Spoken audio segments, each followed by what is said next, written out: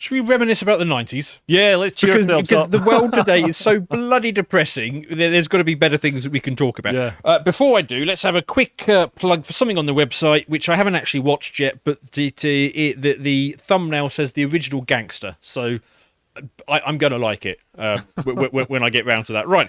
Okay, so there is this meme, obviously, that Zoomers basically don't know anything. Yeah.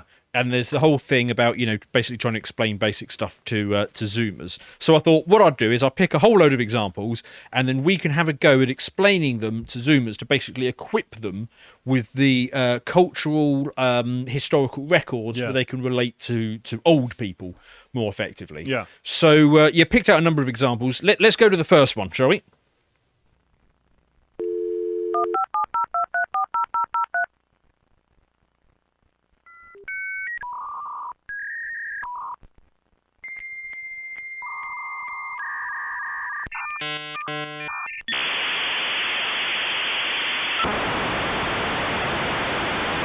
That was number 1 for 3 weeks in 1992. Drillwave.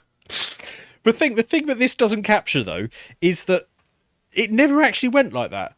Because when you got the kadunga kachunga bit, that meant that you had actually connected. It never actually went like that, did it? It was always just the yeah for like 7 minutes until you got fed up with it. So Zoomers, we did have internet back in our day. Yeah. But you couldn't bloody do anything with it. Yeah, it was so slow. Like, I mean, when a picture of a naked woman would download it would like come in chunks like this. Yeah. You'd have to like get an eyebrow fetish to actually. Well, exactly. And the masturbate. worst thing was that it started filling in the picture from the top. I mean, if it started, because to be fair, your teenage years are sort of what, they're peak wank, aren't they? Women evolved during Yes. the 90s to have breasts on top of their head. But the thing is, at least if the picture loaded from the bottom, you'd have a chance. Yeah. The fact that it loaded from the top, you're 15 minutes in and it's like, oh, fuck it, Littlewood's catalogue again then. Yeah. So, we had it rough back in those. Plus, it blocked out the telephone line. Yeah. Which everybody else in your house wanted, so you were limited to like an hour a day if you were lucky.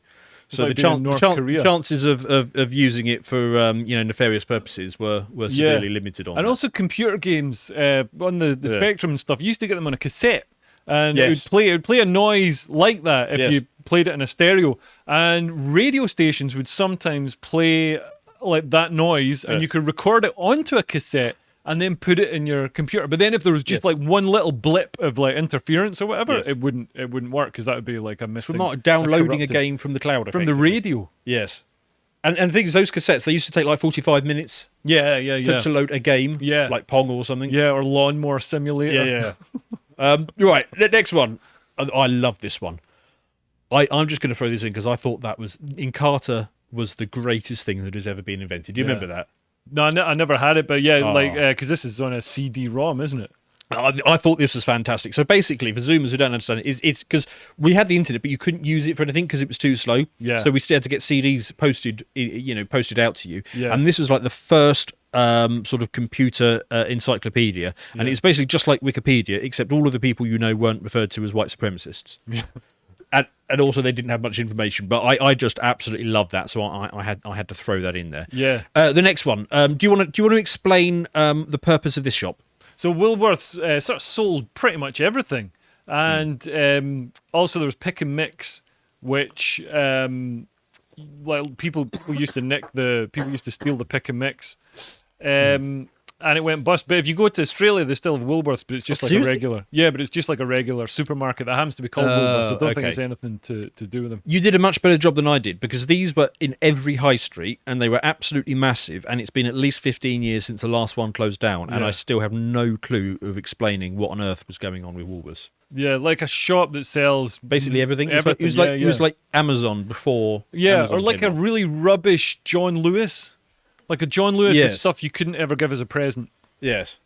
But at least the high street had a sort of, a bit of a vibe back then, because back in those days you could end school on a Friday, and you could realistically think to yourself, oh, I just see my mates in town. Yeah, because you couldn't just arrange on the phone. You didn't like have a phone. Phones were literally tied to the wall. Yes. There was no, you didn't all carry one in your pocket. So you had to, meet in a recognised place. And also, if you wanted to buy stuff, you had to go to go into town to go to the shops because you couldn't just go online and buy stuff from because that was where the stuff was. That's where the stuff was. Yes, and all your mates and stuff. Because I mean, today, I mean, what's a high street today? I mean, I'm going to do something spooky now. I'm going to picture I'm going to picture your high street betting shop, charity shop, fried chicken shop, Tesco Express.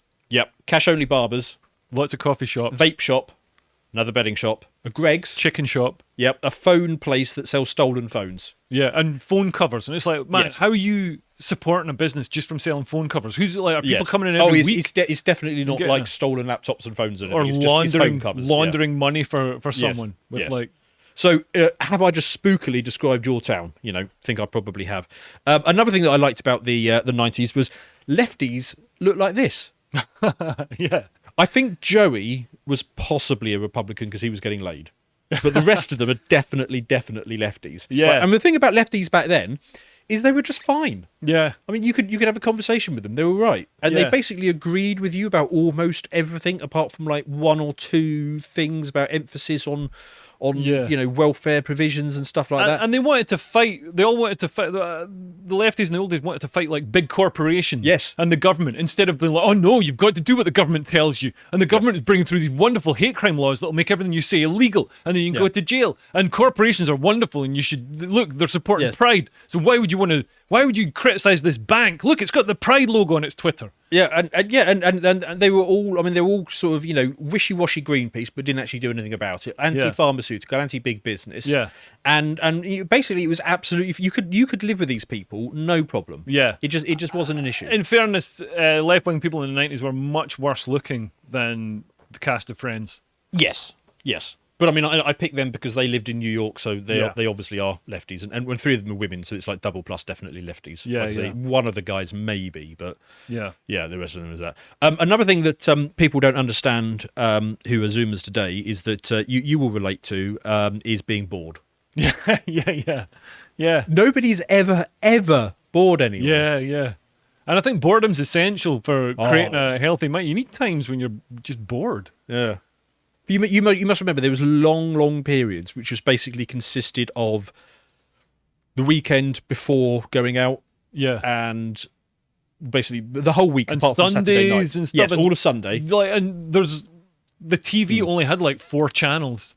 Yes, and there wasn't a lot of choice on those channels, and they'd show stuff like like Songs of Praise, or the Antiques Roadshow. Or Lovejoy, and you'd actually end up like watching it and getting into it because there wasn't any option. You had to become interested. That said, I did actually quite like Antiques Roadshow. Yeah, there was something about it, something magical. The bit where like the sort of middle class people find out how much their thing's worth, but they try they don't mind, but they're all yes, it's £18,000, and they always had to guess, didn't they? Yeah, there should be some sort of fine system where they guessed, because they all guessed too low, didn't they? Yeah, there should be some sort of fine system where they guessed too low because they were trying to be very middle class about it. Dropped into some gunge. Yeah, the gunge as well. People were always getting dropped into gunge in the 90s.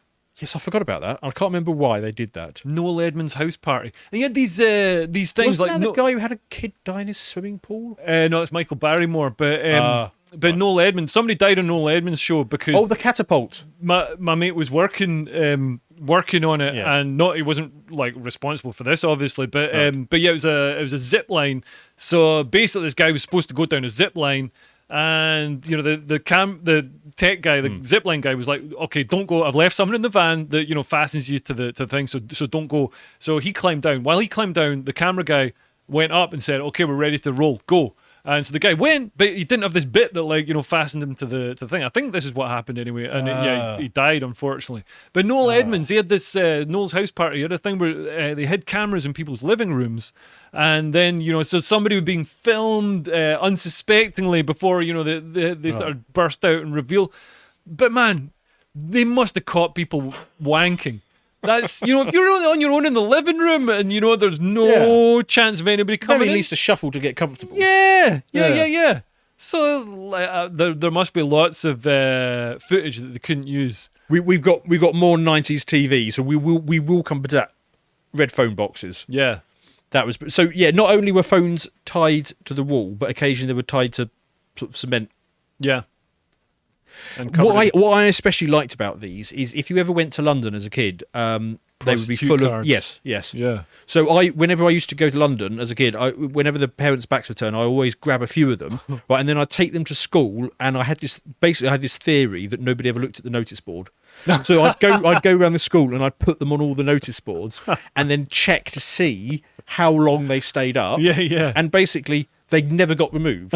So I left the school and they were all still up there. As far as I know, they're still there. And these prostitutes, for some reason, they're like, why am I getting all these phone calls from this place? They're now 65 and they're still getting little Tommy ringing them up. Why am I so popular with like middle-aged teachers and also teenage boys? Yes. From some little school in Winchester. I've got a weird phone box story because back in the day, me and the boys would come out the pub, and it's raining hard, so typical British summer, and we didn't have mobile phones back then, so we all ducked into a phone box to call for a taxi. And then because I grew up in a seaside town where there's a Butlins, basically the situation is every so often you'd have a northern family turn up. Well, I say every so often, all the time. A northern family would turn up and drag their teenage boy with them, who was bored as hell by this and wanted to get out and wreak havoc in the town. So anyway, we stood there huddling in this phone box to get away from the rain. Yeah. And the door opens and closes, and it's like, well, that's weird. Nobody seems to come in. Yeah. And then this little voice pipes up, and there's a little northerner down there, and it's like, do you want to fight? But no, fuck off. But he didn't. And anyway, so he saw us got into a taxi, and then he decided that he was also going to ring a taxi and have a fight with him. And the way I know this is because our taxi got turned around really sharply and had to come back, and I had to watch this little northern guy getting beaten up by 15 taxi drivers. Right. So, so fun and japes to be had in phone boxes. Yeah. And also they had that thing on, probably this is Noel Edmonds' house party, they had that thing where they kept on every so often trying to get as many people as possible into them. Yeah. Yeah, It was that and Goo, wasn't it? And Yeah. Mini.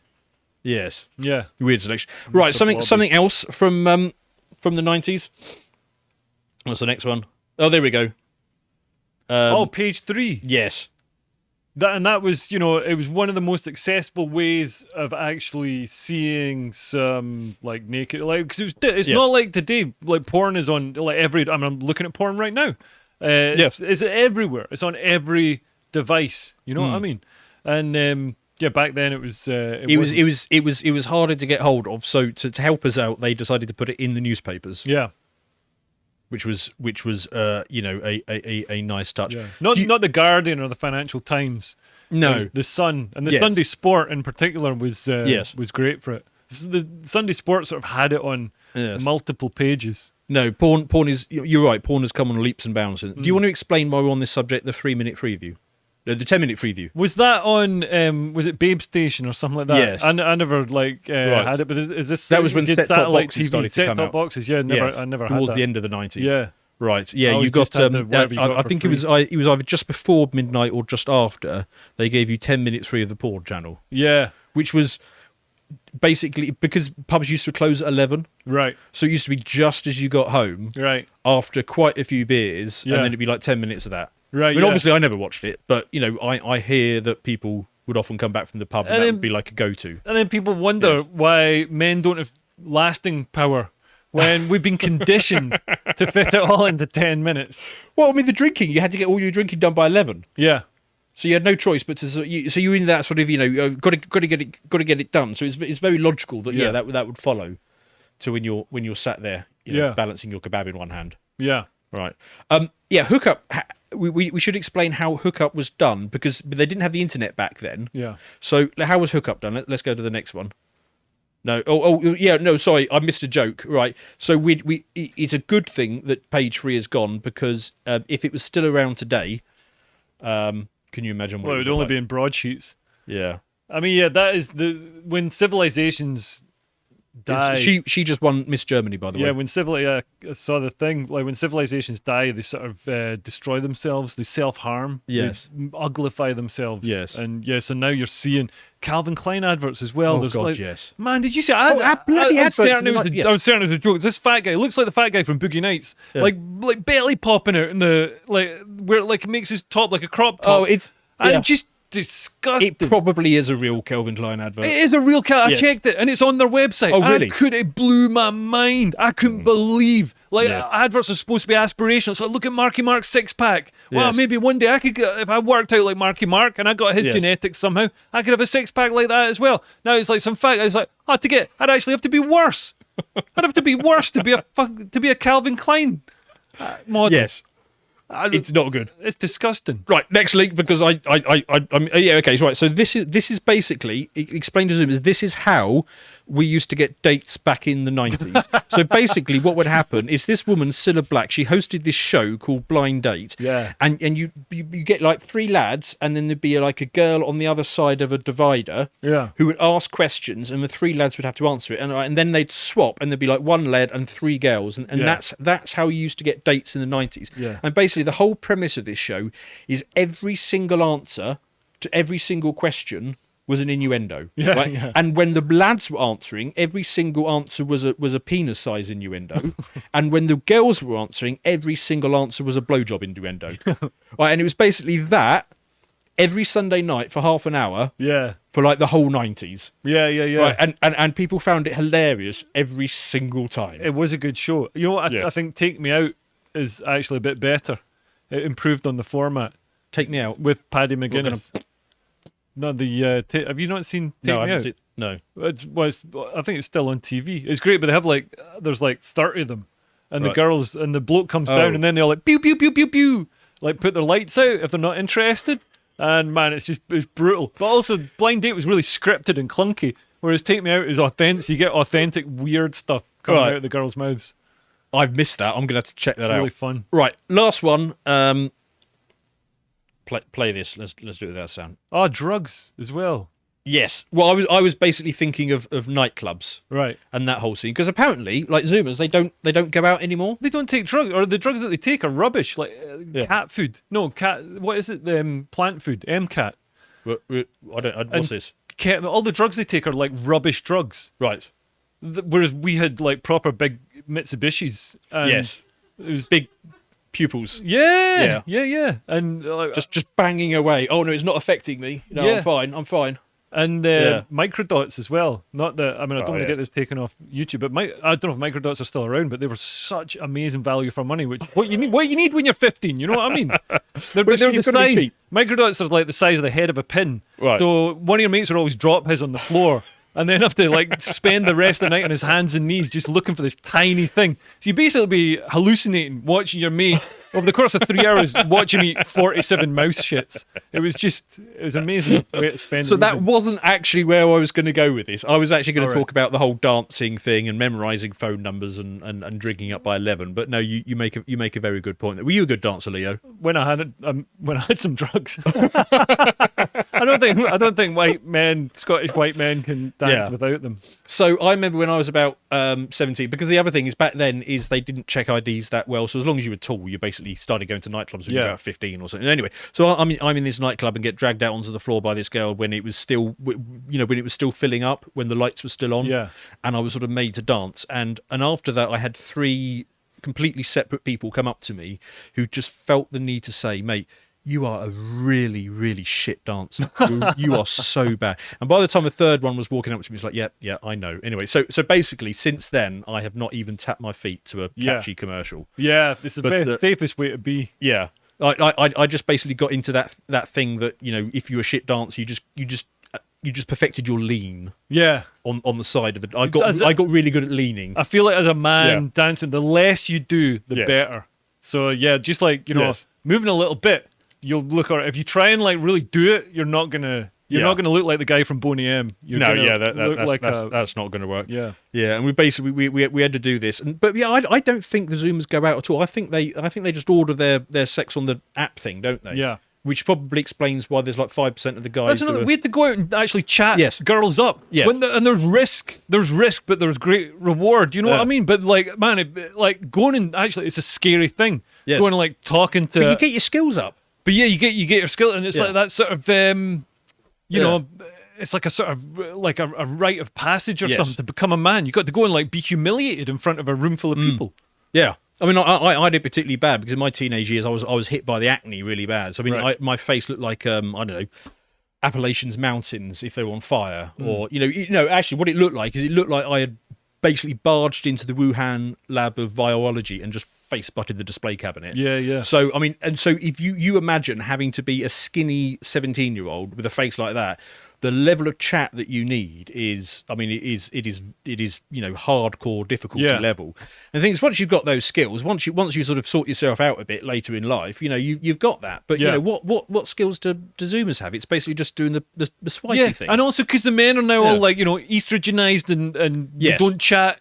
They got no like bravery to go and chat a girl up. So then if they see any like a red-blooded male, a right-wing red-blooded male going and chatting a girl up, they're like, oh my god, that's assault, that's harassment, oh we must ban it. The only way anybody can procreate is by saying they're non-binary genderqueer and going on this app. One of the guys in the office, I won't call him out, but one of the guys in the office said just unbidden the other day that it was completely cringe when you just went up and spoke to a girl in the street.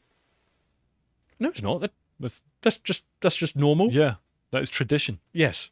I mean, what are you supposed to do if it's like Sunday and you haven't got a date that night? I mean, we didn't have apps. Yeah. But no, I think they're getting lazy. And also, they didn't have to memorise numbers either. Yeah. So I think they're falling down on many fronts. And when you phoned up the girl, her dad would answer. Yes. And that you'd have to run that gauntlet.